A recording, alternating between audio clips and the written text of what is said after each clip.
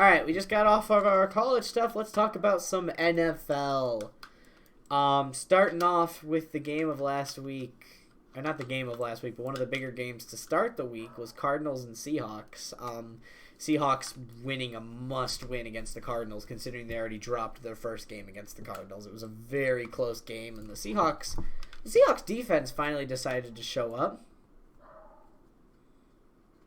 Yeah. Seattle's defense, I thought with the Carlos Hyde, not Carlos Hyde. Well, they actually do have Carlos Hyde, but Carlos Dunlap edition. I thought Seattle's defense would start to turn around, and it took a few games, but they did look a lot better against the Cardinals. Also, side note for the Cardinals, Kyler Murray actually did get hurt in that game. He has a shoulder injury of some sort, I think. Doesn't help me for fantasy very much. Same, but because my other quarterback is because my two quarterbacks on my team, Kyler Murray and Drew Brees. Yeah, my backup for Kyler Murray in my one league is Baker Mayfield, so he better play. Yeah. But still, Kyler Murray, even with that injury, looked decent. He still didn't look terrible. But for the Cardinals, I mean, you're playing Seattle.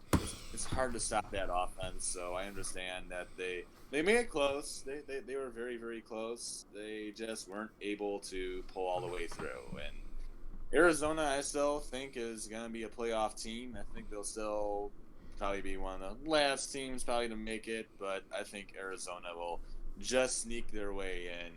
But I'd like to see DeAndre Hopkins get a little more involved in the Arizona offense, being more like the focal point and kind of spreading it more around. And then we didn't talk about it because we didn't have a video last week, but we saw the Hail Murray against the Bills. How the heck? Yeah, yes, we did. That just shows. Saved my entire fantasy week. If that did not happen, I would have lost. Wow, that just shows. That just shows how good of a receiver DeAndre Hopkins is, though. I mean, he can pinpoint a ball, jump at the exact right time to grab it at its apex, and with his big hands pull it down with 3 defenders around him. A good throw by Kyler Murray, too, obviously, but DeAndre Hopkins with the grab. Dang, that was crazy. But yeah, that whole Hail Murray play, that whole play, I think that was like a 30-point swing for me in fantasy. It was a huge thing for me. But also, that you mentioning that game, that brings up another game for me last week. Ravens lost to the Patriots.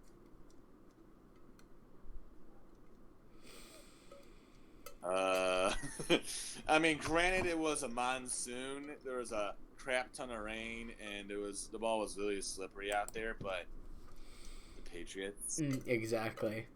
All right, so I think of a new way. We're gonna test out this way to talk about the games. So we're just gonna go through by conference and talk about how their games have been thus far and how their seasons have been, so that we don't have to go game by game specifically. We can just mention different games.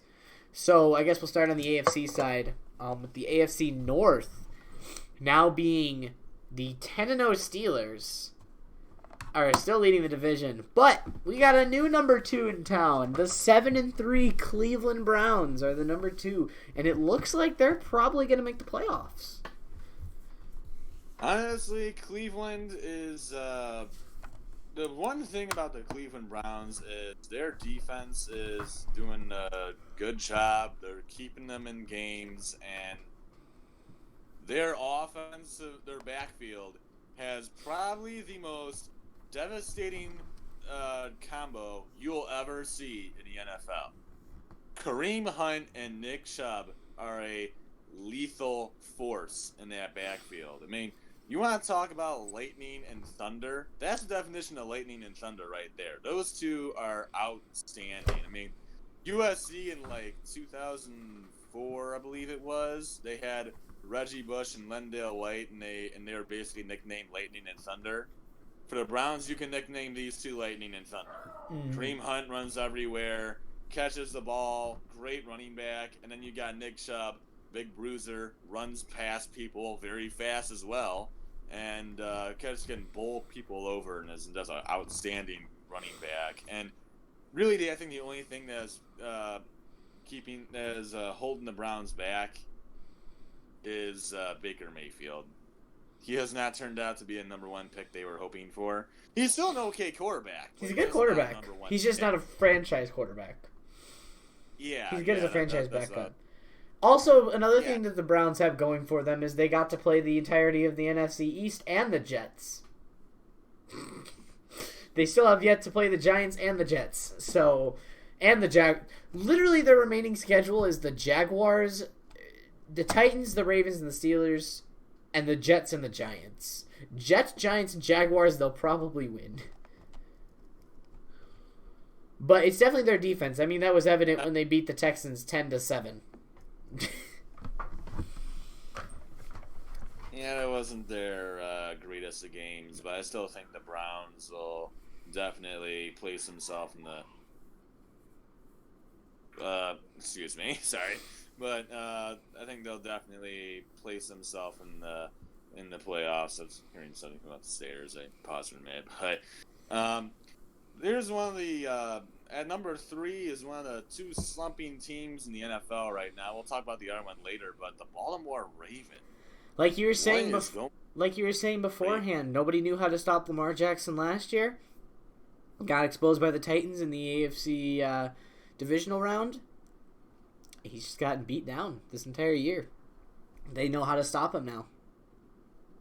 Well, the big thing for me, like, the offense, it wasn't looking great, but they were doing enough at least to win games. And their defense was the thing that was keeping them in everything. They were top of the line in defense. They were stopping everybody. They looked unbelievable defensively, and that was winning them games.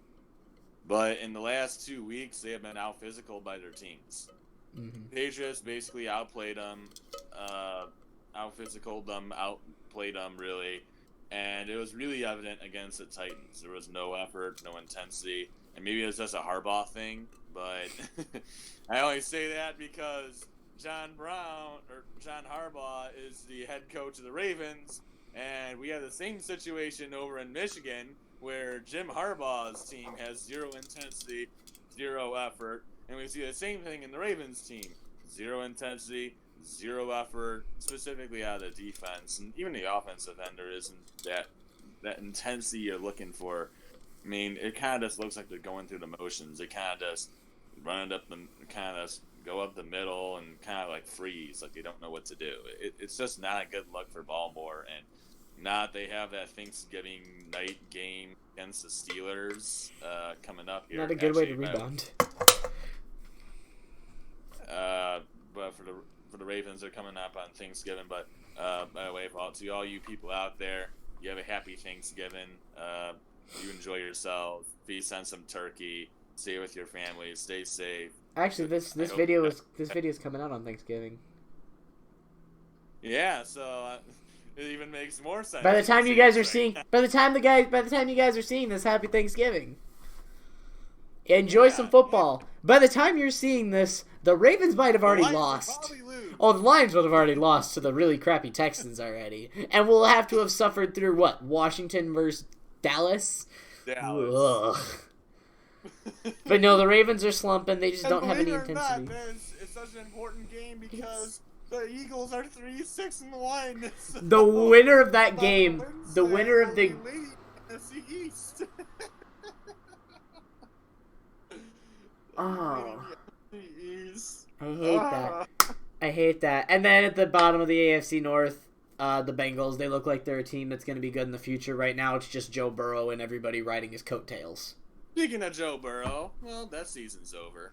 No, the season's over, especially after... I think it was already over, but it's a good start to a good developmental season. I mean, like I said, it's pretty much just Joe Burrow and everybody riding his coattails. The only reason the Bengals have been in any of these games is because of Joe Burrow. Well, they won't be in anymore because he tore his ACL. Oh, I didn't see that. Oh, you never heard, did you? No, I hate that. Shoot. I hate that. He was playing he got sandwiched by 2 defenders, tore an ACL, MCL, and also injured other things in his knee. It might be a while before he comes back. I hate the potato team so much.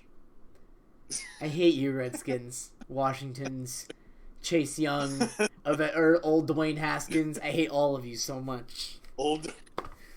Dwayne Haskins not anymore. He deserves to be the quarterback of that crappy team. He deserves to be the third stringer on that terrible team. Ugh, that's terrible. I know. That's why he deserves to be. That sucks. Poor Alex Smith on the other side though is probably having like PTSD as Joe Burrow tears his ACL. He's having. So that's a good comeback story though. That is a good comeback story. I'm very happy that Alex Smith is back and is the quarterback of the potato team. I still hate their team though because they just hurt Joe Burrow, and I love Joe Burrow. That being said, let's move on to the AFC East. We've got Bills at 7-3, Dolphins at 6-4, Patriots starting to climb back up at 4-6, and then the Jets at 0-10. Jets are just going to get that number one pick. I don't think anybody is worse than them. Well, the Jets didn't win the one game that they were supposed to. I thought they'd beat the Chargers. They didn't. And I don't know if they're going to win another game on their schedule. They blew a lead against the Patriots. Maybe they'll beat the Patriots. Other than that, I don't see them beating anybody else on there. Browns, Rams, Seahawks, Raiders, Dolphins. They're not beating any of them. So, Patriots could still make a push for the division title, but I don't think it's likely. May have to get on your side and say that the Jets will join the 0-16 club. Heck yes. Come join us. Come join the us. Come join the Lions and the Browns. Hey, the Browns after going 0-16 are having bounce back seasons. The Lions they've been to one playoff game after going 0-16. So there's hope. Not really, but you'll get Trevor Lawrence. Nah. Yeah, probably. Well, yeah. Honestly, the Jets could really do some different things with that number one pick because they have Sam Darnold already. I don't know what they're gonna do really with Sam Darnold because if you go ahead and get Trevor Lawrence, honestly, for the Jets, you can turn Sam Darnold really into something because he's still got a lot of untapped potential. I think even with the Jets, he hasn't looked horrible. He hasn't looked great either, but he hasn't looked horrible. You can still get a decent amount out of him. He's not like Josh Rosen, who actually just sucks. I was about to say, the Jets are going to try to pull a Cardinals and just draft a better quarterback and get rid of... See, my dad's always talked about this. I agree with him. I don't trust any quarterback that's come out of the Pac-12. I mean, Justin Herbert's looked good. But out of the Pac-12, there really haven't been that many great quarterbacks. Sam Darnold has not looked that good. Josh Rosen was a complete bust. One of the only good quarterbacks to come out of the Pac-12 was Aaron Rodgers. I just don't trust Pac-12 quarterbacks. But Patriots could make a push for the division lead, but very unlikely. The Bills are playing really well, so... I just don't see how the Patriots really... I don't know what the rest of their schedule is like, but unless their defense starts to play significantly better... I mean, they still looked okay against the Texans, which, by the way, they lost to. They really needed to win that game if they wanted to go much further, because here's the rest of their schedule. I was about to say, they're going to have their chances against the Bills and Dolphins, but they also got to play the Cardinals and the Rams. Yeah, Cardinals, Chargers, Rams, Dolphins, Bills, and Jets. Well, if they want any shot at winning the division, they know the Dolphins and Bills are must-wins. Pretty much, and, well, might as well talk about those two teams. Dolphins look really, really good. Not great game against the Broncos at all, but they have a very easy bounce-back game against the Jets, so... There's a plus. And then the Bills look good. They should be 8-2 right now. The only reason they're not 8-2 is because of Hail Murray. But they pretty much dominated the game against the Cardinals. Yeah, they could be 8-2. I completely just lost track. What were we talking about? Oh yeah, the AFC East. The Bills' next game is the Chargers, so I think they'll probably easily win that. And after that, for them, it's 49ers. And here's one of the bigger games left on the rest of the season schedule: The Bills will play the Steelers at home on Sunday night. There is a very, very fun game to see. And then they have Broncos, Patriots, and Dolphins as the last game of the year. Another fun one. Well, that'll be one of the big ones, especially this Thursday night. I think if the Steelers can get past their next 2 games, they might be able to go undefeated, which has only been done once, as in the 16 game era at least. Obviously, the Dolphins I think have gone 14-0, but only the Patriots have gone 16-0. Yeah. Let's kind of breeze through a couple more of these because we're going pretty over time, and I still want to talk a little bit about other games. AFC West is pretty clear cut. Broncos and Chargers kind of suck. Though the Raiders this week, though the Raiders have looked pretty decent. I mean, they at least beat the Chiefs once and were very competitive in their second game at home against the Chiefs, only losing by 4 points. So they looked competitive, and Raiders shot themselves in the foot. They should have won that game. They had that easily, and their defense just blew it at the end. That was awful defense. Raiders defense has to be better than that. That just can't happen. You can't leave Travis Kelce lonely in the end zone. I mean, I'm not even a Raiders fan. I'm like, you gotta be kidding me. They should have won this game. I wanted them to win. I wanted to see the Chiefs get swept and have that be their only 2 losses of the year. That's both of them be the Raiders. But I mean, hey, that looked pretty. They looked pretty good against the Chiefs both times, and they've looked pretty good this season. But then you just got the bottom 2 teams, which are stinky poo poo, in the Broncos and the Chargers. They're just. And then our last one, the AFC South. Disregarding the bottom 2 teams, the top 2 teams both look good. In Phillip Rivers and the Colts, and Derrick Henry and the Titans, both 7-3. Obviously, the Colts holding the advantage over the Titans. Those are both some pretty good teams to watch out for, as well as, but then, like I said, the Texans and the Jaguars are just.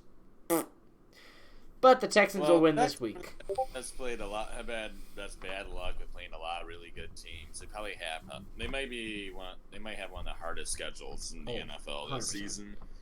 But for the Titans and the Colts, both of these teams are hot and cold, on and off. They have their moments of looking great and their moments of looking bad. For the Colts, they did that in one game.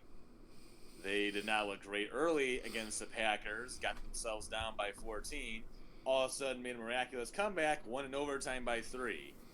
I would say the Packers had some self-inflicted wounds. Also, there was some really, really interesting ending to this game. I think I saw at least 7 or 8 penalties all in a row. Some of them holding, some of them I think there was 9. They said there was 9 penalties in the game on the Colts just for holding. Just holding penalties. I mean, I think there was even more than that. I don't know. Do they? Oh yeah, here it is. There were 15 penalties combined in the entire game. 15. There was 7 on the Packers and 8 on the Colts. That's so bad. That's really bad. Holy crap.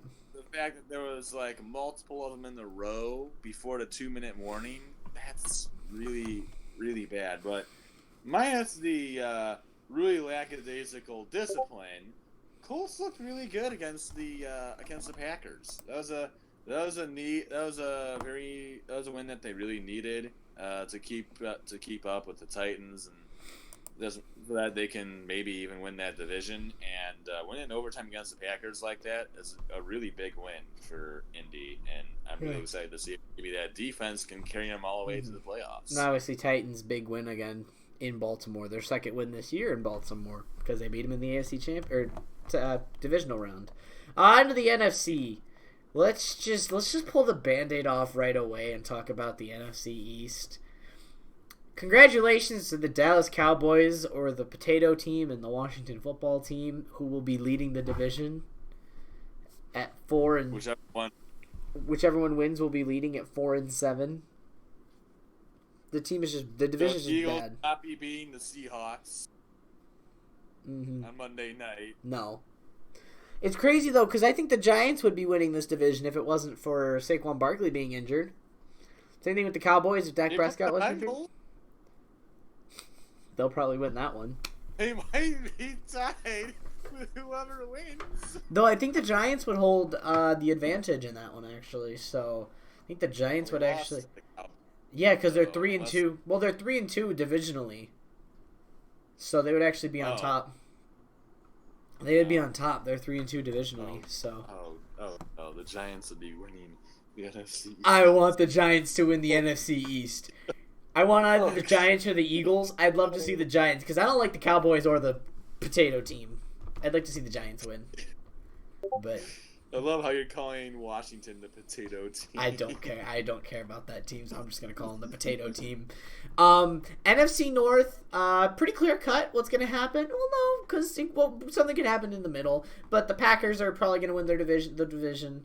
The Lions are going to be the bottom feeders of the division as usual. And it looks like the Vikings are going to overtake the Bears because the Vikings have been trending this way. And the Bears have been trending that way. So well, Bears keep dropping farther and farther down. Their defense isn't winning them the games anymore, so it really is not helping their case, especially since their offense is not doing what it isn't really producing still anymore. And if their defense isn't doing the job anymore, then they're not going anywhere. And that settles that. Yeah, I mean, Bears are just trashing and burning, so it'll probably be Packers, Vikings, Bears, Lions. Lions still bottom feeders. The NFC South. It looks like the Saints will probably end up taking the division, though they could lose their next couple games without Drew Brees in there. And then we can talk about the other team that has been sliding. The Buccaneers have not looked that great the past couple weeks. Yeah, Bucks are really taking a tumble as well. I mean, obviously, ever since that game against the Giants where they barely had to scrape it out in MetLife, they have not looked good. They got absolutely smoked by the Saints, and then they beat the Panthers, and then they lost to the Rams. I mean, I guess the Rams are a decent team. They have really proved to be very good. The defense has really stepped it up this year, and Jared Goff is he pulls something out of nowhere. All of a sudden, every single he's time, just good enough. He's not a star quarterback, but he's a good enough guy that's going to be able to lead your team. But for Tampa Bay, I'm really curious to see their next game because it is really going to determine how good of a team they really are because they play the Kansas City Chiefs at home. The big one. Which was our Super Bowl prediction. I'm sorry? That was our Super Bowl prediction. Yeah. Well, oh, yeah. Right, yeah, it was, right. But I'm really curious for this game because if Tampa Bay can beat the Chiefs, I think they'd easily be able to quiet doubters kind of like us on their season and get many people swinging them back to their side and saying that they got some talent. As for the other two teams in this conference, Panthers need to get healthy. I mean, the Panthers, they have Christian McCaffrey and both Teddy Bridgewater. They have some really nice players. Hey, P.J. Walker, the XFL quarterback leader, he got his first start in his NFL career against the Detroit Lions, and hey, they won 20-0. Lions, you couldn't even score. Why? Oh God, we suck. And Atlanta sucks. They're crap. They have no defense, and their offense isn't doing enough. So, moving on to the NFC West. The war of the league, the NFC West. Right now, it's Rams, Seahawks, Cardinals. I see it ending. I think the Seahawks will definitely be on top of the division, and then it's dependent on the Rams and the Cardinals, whoever plays better, because they haven't even met yet. The Rams and the Cardinals still have to play twice. So it's going to depend on if that Rams defense can shut down the Cardinals offense or not. Because if the Cardinals come out and play like they did against the Seahawks, and their offense isn't playing that well, especially if they don't have Kyler Murray. I see the Rams beating them, but we'll have to find out. I think both playoff teams, but definitely going to be some good ones. And then the 49ers are just unfortunately riddled with injuries. I feel so bad for them because they really are better, but when you have that many people hurt, you just, there is no, like, you're basically just screwed. Mm-hmm. Yeah. I think that honestly that's probably going to end it for our segment. I think this is the best way to do it, is to recap the past games. We're still kind of figuring out how to do all this stuff, so I think that's where we're going to do it for now because we're a little bit late on the week, so we need to get going on other videos. But that's it for this week for NFL. Catch us back tomorrow for our NBA stuff, our take on the NBA draft and NBA free agency. News flash: we're upset with the Pistons. They fixed it. They fixed it a little bit. They have a normal amount of centers now. They don't have like 7 centers on the roster anymore. They traded a couple of them to get guards, but yikes. All right. Peace out, y'all.